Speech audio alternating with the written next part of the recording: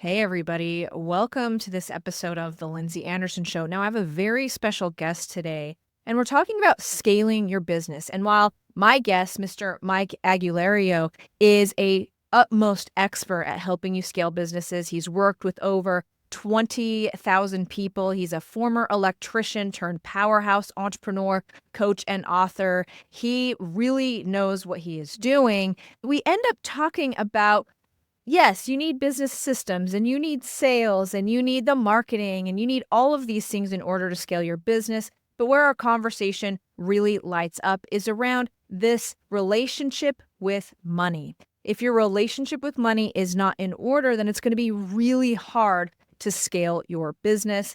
Mike shares so much wisdom and inspiration during this episode, and it's true. At my build and monetize agency, we see this all the time. People who have the systems and the strategies, but they still struggle to get to that next level. And that is because of this missing mindset piece. If you aren't at peace with money, if you have negative reactions to money, it will show up everywhere in your business, in the micro decisions you're making every day, in the way you're handling your team and investments in your programs and your customers. It really does evolve around your relationship with money. If that is not where it needs to be, it can be very difficult to scale because of those subconscious micro decisions that you make every day. And during this interview, Mike gives us some real clear step-by-step strategies on how to start healing that and getting that to a place where the systems and the strategies and the operations can actually help you scale. So excited to introduce you to my guest, Mr. Mike Agugliaro, a former electrician turned powerhouse entrepreneur, coach, and author. You do not want to miss this interview. Welcome to the show, Mike. Hey, everybody. Welcome to this very special Are you ready episode for of next the level Lindsey growth Anderson in Show. your business? Today, I'm joined by Welcome Mike to the Lindsey Agugliaro, Anderson Show, a former where electrician we pull back turned the curtain powerhouse on the exact entrepreneur, strategies, coach, and tools, author. and Mike scaled mindsets his that build home services business million-dollar to empires. $32 million If you're a year hungry for and more sold it to time, private more equity freedom, and then built the and largest a whole training lot more organization for impact, service companies, you've come helping to the over right place. 20,000 Buckle people. up, because Now we're through about Food to Dog Group, ignite he's teaching your others how to business elevate journey. every area Now, of their lives. here's Lindsey.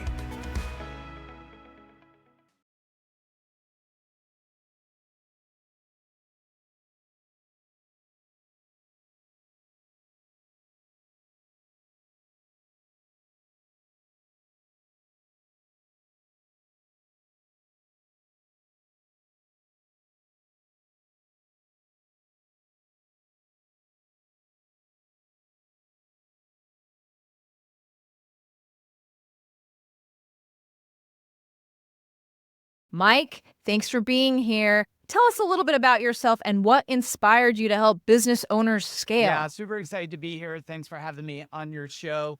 If I take it way back, and we won't stay there too long, being on my own since I'm 15 years old, you have to figure out how to survive really quick. My dad was a little bit of an entrepreneur. He was a union mason, but he also had his own little business of doing side work and stuff. And growing up as a kid carrying bricks and blocks, I did not want to become a mason. So I became an electrician because there's kind of a conveyor belt there. It's like you're built for college, and no, Mike, you're probably going to be an electrician or a plumber or something. And it worked out very well for me.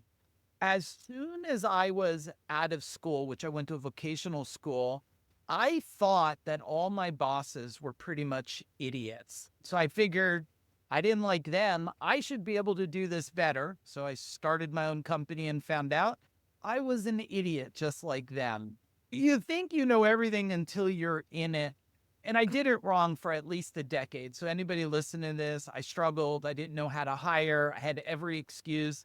I tried to do everything myself. And then long story short, I then figured out marketing, sales, operations, and systems. And based on mastering those things, I took a business from under $1 million a year to over 32 million a year, from me working as an electrician in a truck to over 165 vehicles in New Jersey, and from me being an employee with a partner to 200 employees. But it was after we really hit about 20 million. Lindsey, every time I was around somebody, a friend of mine, I'm like all excited. I'm like, oh, we're making tons of money and profit. How are you? And they're like, horrible. And over Yeah. time, I just got tired of hearing that. And I've always been a servant. I've been a martial artist for over 39 years now. So I was always helping people train martial arts. And I believe it or not, a side note, I'm a tattoo artist. I don't do it a lot anymore. So if anybody's looking at, I hope everybody's tattooed today. But if not, you have time. And I told my wife, I just can't. It's hurting me to watch so many people struggle. And that's what made us say, let's start helping people figure this out. And also, in a way, Lindsey, I'm sure you know, it's not a one size fits all. It's not a McDonald's model. I know the E-myth and these people want to try to tell you like it's like shaking fries 3 times and flipping a burger, but an electrical business or any type of business is very different than cooking French fries and hamburgers. That's right. That's right. So, Mike, what are some signs that a business owner is struggling with scaling, that they need these 4 things that you mentioned? Let me share what I figured out, what holds people back the most. And years ago, I used to think that maybe it's marketing or sales or operations or numbers, and I think those play a part. But now, being over 3 decades of studying human behavior, I found out the number one that keeps people from scaling is them. Now, wait, I'm not going to give everybody some foo-foo, big, broad thing. Oh, think better, grind more. I'm not going to give you that. I want to give you a theory. When I was a kid, Lindsey, I found a nickel or a quarter, and I ran up to my mom and I was like, Mom, look, I found money. And she said, oh, that's really good, Michael. Now go wash your hands because money is dirty. And I bet a lot of people, even let's pretend Lindsey and I are looking at you, raise your hand if you've been told money's dirty or money doesn't grow on trees. Now, you think today, no, that's not a problem. And maybe you would lick $100 bills. I don't know. But it's programmed inside of you. And unless you redefined that program, then people are living in a form of scarcity instead of a form of abundance. And so I do believe when they say, and I don't know if it's 75% or 80% psychology, but it is a huge percentage that if you don't have that figured out first, how you function, and I would say your relationship with money as a vibration and understanding, all the marketing, sales, and operations is never going to help you. Now, if you Interesting. get that in place, because when I look and say, how does someone like me scale 2 companies, well, very high 8-figure companies? I sold both of them in the last 6 years. One of them took me 10 years to grow. One of them I did in less than 5 years. And now I have a portfolio of companies that we run. How does someone like me on his own at 15, no college degree? Now, I've invested in a lot of training, a lot, probably $4 million plus in training. And those of you that think that's bullcrap, I could prove it. But when you look at what I've invested in training compared to the outcome, it's a very small amount. So if we could get everybody just to say, okay, what are my old beliefs holding me back? We get that handled. Now I could teach you marketing. I could teach you the art of, I don't like, it is sales, but even though sales has such a bad rap, let's just call it serving instead of sales. The art of serving at such a level, people say, what can I buy from you? And then how to scale a business. It becomes a lot easier and a lot more fun. I love that. I want to go back to get your relationship with money in place. I want to dive into that a little bit more. It seems like it's going to be the first step. If you're not scaling and you're struggling, we got to look at this first. It sounds like that's what you're saying. So, what's step one of getting your relationship with money in place, Mike? Step one, I would put everything on the table. I would put your checkbook there. I would put some cash. I would put some coins. I would put a credit card. I would put a bank statement. And I would just one by one pick it up and say, how does this feel to me and why? See, when I pick up a credit card, well, first off, American Express loves me, even though they stick me in that automated machine. And then they get on there like, thank you for 37 years of experience. You would think after 37 years of loyalty, you would pick up the phone and say, hey, Mike. But one person despises credit cards. I have a balance and I have debt. Me, I've loved it for 37 years. I've never carried a balance. They given me free money points. I've flown all over the place. I pay my Amazon bills with points. So for me, a credit card is free cash. To someone else, it's pain and suffering. If you can just do this simple exercise and pick it up, and then if you're in a relationship, I'm with my beautiful wife, Jennifer, since I'm 15, it's 39 years we're together. If we pick that up and then say, hey, what does my checkbook mean to me? What does it mean to you? You're going to identify real quick that you have what I would call either shames, guilt, or traumas built into that. And a lot of times it is some form of trauma there, right? Like I ended myself. Definitely. I mean, this happened a lot through 2008 and through the years. And then what happened is during the pandemic, people pulled back on money, and then all of a sudden they felt invincible and they just started buying, right? The other thing about this money is we're being controlled by dopamine hits, right? Everywhere you go, if you're on Facebook or YouTube or TikTok or Instagram, you're watching one thing of value and being programmed of one thing to buy. I was just watching it the other day. They're like, hey, take this pill. It will kill every bug inside your body. And now I'm thinking, man, I don't know. Do I have bugs in my body? Maybe I should buy this thing. And every day that's controlling you. So not only do you need to know the relationship of money, you need to know your relationship with things that are trying to take your money. So let's pause there a minute. I love that, Mike. So, yeah, I mean, I'm obsessed. I want to know what the second step is. So, I lay out all of these financial tools. I pick them up. I come back to myself. I'm trying to identify that feeling, what this is making me feel. What's step two? Do I just need to feel through that feeling and that's going to help the healing? Well, Or I have a rhymed, but what do you theory think? of what helps healing. And if everybody would just consider this theory for a minute, you could really neutralize a lot of things in your life. And most people, when they pick up the credit card and they have that ill feeling, they're only seeing the one side, which is the downside. They had a fantasy, but they can only see, instead of seeing heaven, they can only see hell, right? So the freeing yourself from it is to realize the upside that came from that credit card. Okay, yeah, you had debt, but without that card, you couldn't get new tires, which now that you got new tires, it allowed you to go to a wedding, or it allowed you to go to a vacation, or it allowed you to drive back and forth to work. And then you go, oh, okay. So this was not all bad. This credit card has a ton of good in it. And then you go to your checkbook. So the point is to take every one of these, feel what you feel, and then get to the point where you could see equal upsides as downside, to the point you go, this checkbook is nothing more than a tool.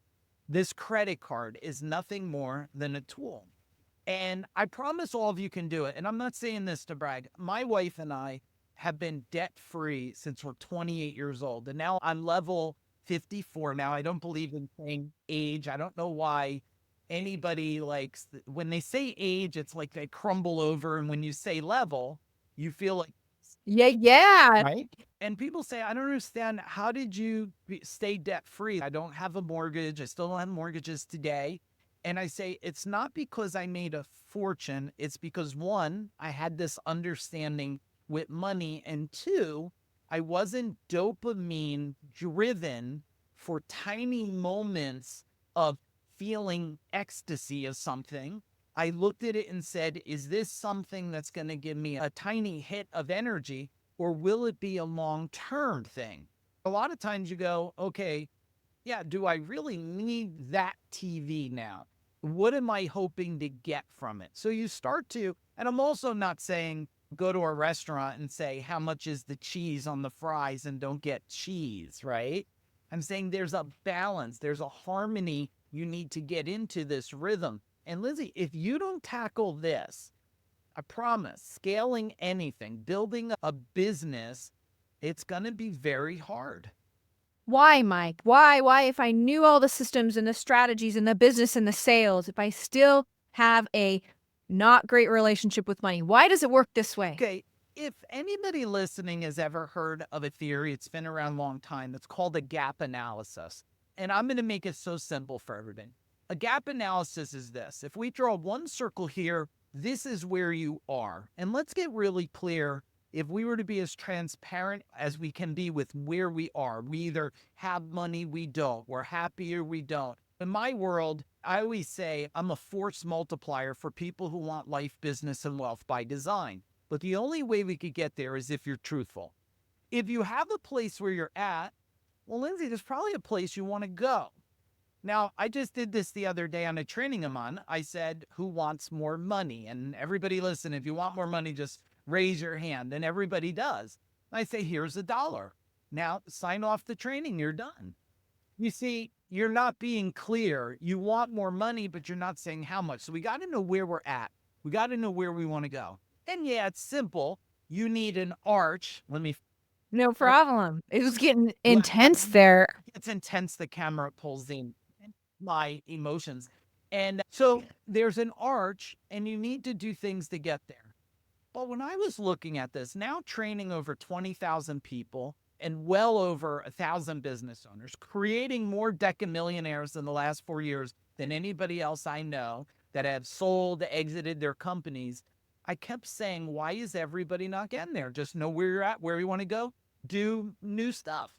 But there's something nobody ever taught me on this gap analysis. Where you want to go, there's a line going the opposite way. And that line is called the resistance line. So what's the resistance? It's everything we've been talking about. Oh, well, my parents were middle class and I was bullied as a kid and I'm dyslexic and I have ADHD and I have all these things that we tell ourselves that are resistances until you say to yourself, wait a second, a resistance is just an unutilized opportunity. I just don't understand how to leverage it in a different way. Someone the other day, they said, Lindsey, is funny. They said, hey, love your post.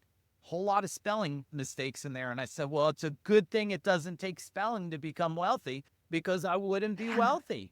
I'm a horrible speller. I never could figure out there, your. I didn't like my English teacher. She didn't like me. That's just a resistance that others see, but it doesn't keep you from being ultra successful.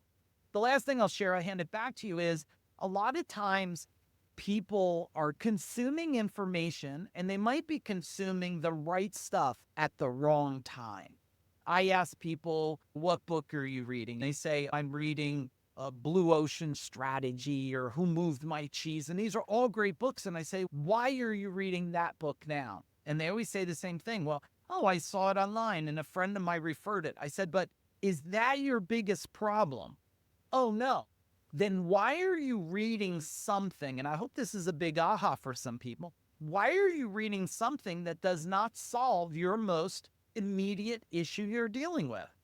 If you're dealing with a business culture, well, you should read 5 books on culture until you solve it.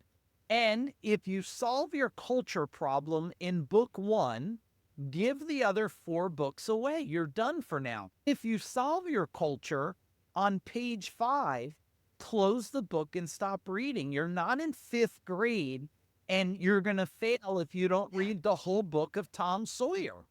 But some of you that are listening have been trained, if I crack open the bind, I must get from start to finish or I'm a failure. And in the end, you go, good, but it made no difference in your life. Is this resonating, Lindsey, here? I love it, Mike. Mike, it's such a good point about the books. I love it. I haven't heard it worded that way, but it's so true. And they tend to skip ahead and it bothers them because they're getting worked up about problems they don't have right now, but future problems. And yeah, just address the problem that you have. I love it. Now, Mike, for my final question, you've done so much. You've helped so many people. You're on level 54. What is one thing that you wish you would have known before you got started? Oh, really great question. All right, I'm going to share what I knew, which is something I'm talking about right now today, except it would have helped me then, but everybody must know it now, is that knowledge is going to be useless. It's going to be useless. Now, let me make my point here. We're in a world today where AI and technology is moving so fast, you can get an answer by blinking your eyes in a set of glasses and it will tell you, which means all people with knowledge, it doesn't mean anything. The superpower is wisdom.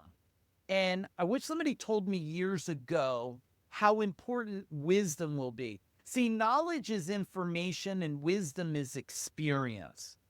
And any of you that have a business, if you're not using your wisdom as your brand authority and making sure that's out there, I would be slightly concerned, everybody listening, because I always use the example, Lindsey. Dr. Phil, which most people know, he is not the best doctor at all. Matter of fact, I watched some of his stuff. He's annoying as heck. But he makes a lot more money than I bet your doctor and everybody else's doctor. Why? Because he has a sense of wisdom along with brand authority. And I wish somebody had told me that years ago. The other thing is, I'm pretty sure, to give you a number two, a bonus here, I'm pretty sure people told me this. If you could take what you were told as a kid, because when you were a kid, you were told you could be the president, you could be Wonder Woman or Superman. By the time you're 15, your parents are telling you, nah, you ain't never going to be the president, right? And all of a sudden, what you thought was possible and what is possible goes away. I would go back and say to all of you, every single thing you want to be possible is possible with a different sense of thinking, different strategies, and different tactics. All the stories are out there. Right? The founder of McDonald's, what was he, 50 something? Every story is out there. There's an 8-year-old kid that's a multimillionaire, and then there's a 90-year-old person who just started a business and became a millionaire, which means if you fall anywhere in that realm, it means you can do the same thing. Just get around. I'll give you one more bonus here. I love the it. person, Lindsey, who said a journey of 1,000 miles starts with the first step, I think he was an idiot too. And I don't look at it. It's a probably 5,000-year-old strategy. I think a journey of 1,000 miles starts with the first right step. Because if you take the wrong step, you're going to fall right off a cliff. And the second one I would tell you guys is challenge. Don't just agree to everything you're hearing. Not from me, not from Lindsey. Ponder it. Because a lot of people are telling you, like, wait a minute, unless you get up at 4:30 in the morning and you cold plunge and sniff butterfly butts, you're never going to be successful. I'm like, if I get up at 4:30 in the morning, I'm going to be vomiting because I must be sick because I don't do that.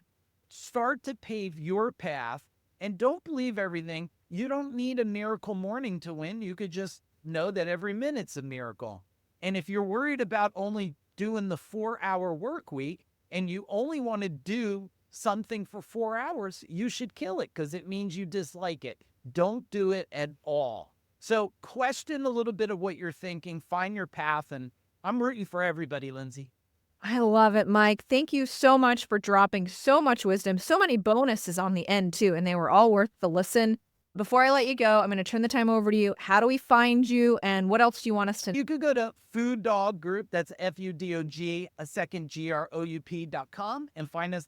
If you heard this, find me on Facebook, private message me. It's going to be me responding. I don't have some robot talking to you. I respect you way too much for that. And we do have a really great, if anybody does reach out, or Lindsey, I could get you the link. I wrote an amazing book called Mind Power. I'm super proud of it. I'll give a free digital copy if somebody wants it. I mailed this book. I'm so proud of this. We mailed this to a woman that was homeless. She said, mail it and this person give it to me. She's no longer homeless. She's in a house. She's teaching other people about hope and success. I'm really, really proud of this book. I've written 28, but this one's got me really proud. If anybody wants that, just don't make this a drive-by.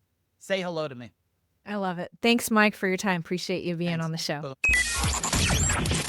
Are you ready to up-level your social media game and finally get the results that you've been looking for? Let's create a strategy together that works for those qualified business owners. My calendar is now open for you to book your free social media strategy session with me today. Get signed up for that session, and you and I will transform your online presence into a client-generating machine. Spots are limited for qualified individuals, so don't wait. Secure the session now simply by going to lindseya.com/book-now. Let's make your social media unstoppable. All you have to do is go there and apply for a one-on-one complimentary session with me. Thank you so much for listening to this episode of The Lindsey Anderson Show. Cheers to you and your success. That's a wrap for today's episode of The Lindsey Anderson Show. If you loved this episode, don't forget to subscribe, leave a review, and share how you're leveling up your business. Want more? Connect with Lindsey Anderson and get the tools you need to crush your goals at lindseya.com. Until next time, keep pushing, keep growing, and turn those business dreams into reality.